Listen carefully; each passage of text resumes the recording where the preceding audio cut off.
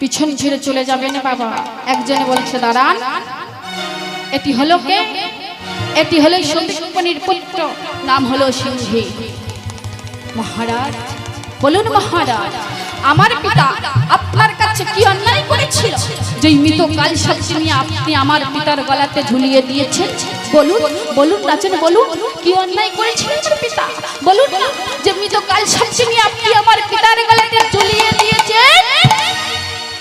শুনুন রাজন, আপনি যেমন বিনা অন্যায়ে আমার পিতার গলাতে মৃত কাল সাপটি ঝুলিয়ে দিয়েছেন, আমি আপনাকে অভিশাপ দিলাম, আজ থেকে 7 দিনের মধ্যে ওই তক্ষকে দংশনে আপনার মৃত্যু হবে।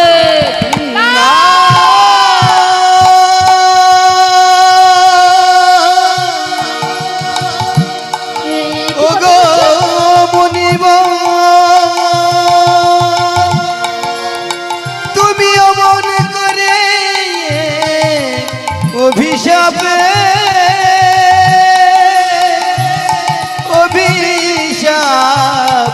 দিও না মুনিব। হে কি কথা বলছো? হে কেন আমাকে অভিশাপ করছো?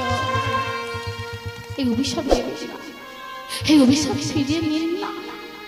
আমি যে না জেনে আমি যে বড় ভুল করেছি, আমার যে বড় পেয়েছিল, তাই আমি না সহ্য করতে পেরে আমি আপনার পিতার গলাতে না ওই মৃত কাল সাপটি ঝুলিয়ে দিয়েছি। আমি যে বড় ভুল করেছি। আমি পথের পথিক হয়ে তপ্ত বালুর চরে মাথা ঘুরে দয়াল কত কেঁদেছি। মনিবার পিপাসায় জল শুধু চেয়েছি, দয়া পিপাসায় জল শুধু চেয়েছি। আমি পথের পথিক হয়ে তপ্ত বালুর চরে মাথা খুঁড়ে দয়াল কত কেঁদেছি। পিপাসায় জল শুধু পেয়েছি, দয়াল পিপাসায়